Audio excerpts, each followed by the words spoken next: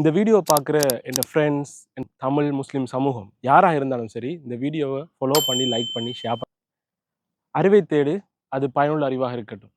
உண்மையில் சொல்லப்போனால் பயனுள்ள அறிவு என்பது தமிழ், முஸ்லீம் சமூகங்களுக்கிடையே ஒரு சவாலான விடயமாக இருக்கிறது.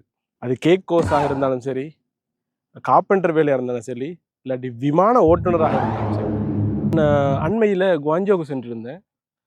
அப்போ கல்முனை சாய்ந்த மருது அந்த பிரதேசத்தில் உள்ள ஒரு நபரை எனக்கு மீட் பண்ண கிடைச்சது. மொழி தெரியாது. அந்த போஸ்ட பேரை நான் கூற விரும்பலை. அவர் பொருட்கள் வாங்குவதற்காக சில சில ட்ராவல்ஸ் அண்ட் டூர்ஸ் அந்த கம்பெனிஸோட வந்திருந்தாங்க. அதாவது சிங்கள நண்பர்களுடைய இதெல்லாம் வந்திருந்தாங்க. ப்ராப்ளமாக தான் இருந்தார். அப்போ நான் போய் பேசும்போது தான் அப்போ எனக்கு தெரிந்த மொழி சிங்களம் தெரியும், தமிழ் தெரியும். இங்கே சைனீஸ் நான் வந்து ஒரு வருடம் படித்திருக்கிறேன்.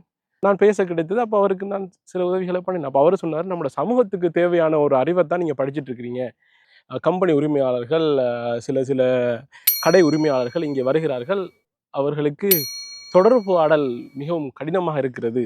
அப்போது எனக்கு தெரிந்தது, ஸோ சைனீஸ் என்ற மொழிக்கு இவ்வளவு முக்கியத்துவம் இருக்கிறது என்று.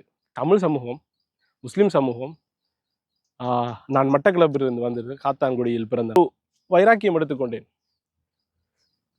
பழமையாக எங்களது கல்லூரியில் 3 வருடம் நான் மாஸ்டர்ஸ் படித்து கொண்டிருக்கிறேன். அப்போ 3 வருடத்துக்குள் நாங்கள் ஹன்யூ ஷூப்பிங் கவுஷு சான் 3, அதாவது லெவல் 3 ஷூப்பிங் 3 என்று சொல்லுவார்கள். ஸோ அது வந்துட்டு 3 வருஷத்துக்குள்ள 3 வருஷம் லாஸ்ட்டில் தான் எழுதுவாங்க அந்த எக்ஸாம். HSK 3 லெவல் உங்களுக்கு பேச முடியும் என்றால் உங்களுக்கு இலகுவாக மற்றவர்களுடன் கலந்துரையாட முடியும் சைனாவில். இன்னும் பல சுவாரஸ்யமான தகவல்களை நான் உங்களோடு பகிர்கிறேன். நான் சைனாவிலிருந்து இம்தியாஸ்.